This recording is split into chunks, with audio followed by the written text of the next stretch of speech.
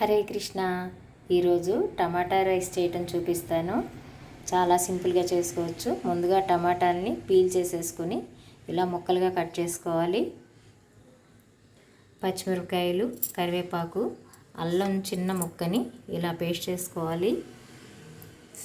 తాలింపు కోసం జీలకర్ర, యాలక్కాయ, లవంగం, మిరియాలు, దాల్చిన చెక్క, జీడిపప్పు, ఉప్పు, పసుపు, కారం, 1 కప్పు బాస్మతి రైస్. ఈ బాస్మతి రైస్ని నీళ్ళు పోసి నానబెట్టుకోవాలి. ఇలా పీల్ చేసిన టమాటా ముక్కల్ని మిక్సీలో వేసి గ్రైండ్ చేసుకోవాలి. ప్యాన్లో 1 స్పూన్ నెయ్యి, 1 స్పూను నూనె వేసుకుని వేడి చేసుకోవాలి. వేడయ్యాక మసాలా సరుకులు, జీడిపప్పు వేసి వేగించుకోవాలి. తొలకరి వర్షాలు పడే టైంలో ఇన్ఫెక్షన్స్ ప్రబలుతాయి కాబట్టి ఇలా మిరియాలు వాడటం మంచిది. జీలకర్ర, మిరియాలు, అల్లం, లవంగం ఇవన్నీ డైజెషన్ ఇంప్రూవ్ చేస్తాయి. పొట్ట మందగించకుండా ఉంటుంది. పిల్లలు మిరియాలు తినకపోతే కొద్దిగా మిరియాల పొడి వేసుకోవచ్చు. జీడిపప్పు వేగాక అల్లం, పచ్చిమిరపకాయ, కరివేపాకు వేసి వేగించుకోవాలి. పచ్చిమిర్చి కూడా వేగాక టమాటా పేస్ట్ వేసేసుకొని వేగించుకోవాలి.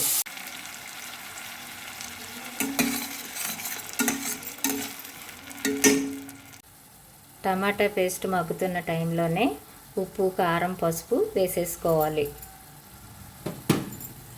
కొద్దిగా ధనియాల పొడి కూడా వేసుకోవాలి.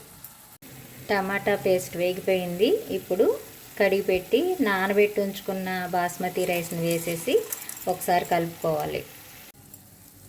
ఇలా టమాటా పేస్ట్ రైస్ అంతటికి బాగా అంటేలాగా కలుపుకున్న తర్వాత ఎసరు పోసేసుకోవాలి. 1 కప్పు రైస్కి 2 కప్పులు వాటర్ పోసుకుంటే సరిపోతుంది.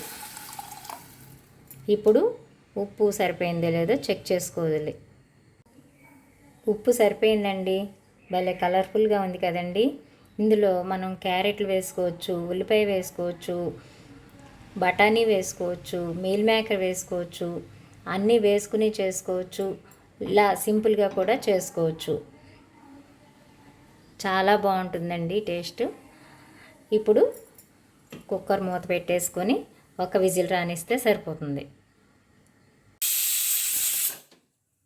చూడండి టమాటా రైస్ ఎంత బాగుందో.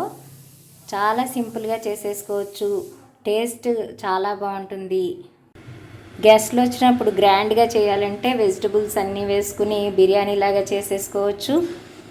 సింపుల్గా తిందాం అని అనిపించినప్పుడు ఇలా సింపుల్గా చేసేసుకోవచ్చు.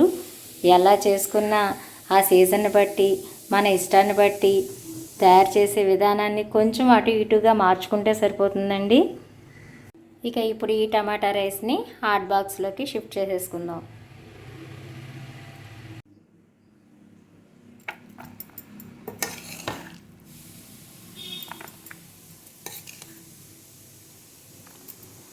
పొడి పొడిలాడుతూ చక్కగా వచ్చింది చూడండి.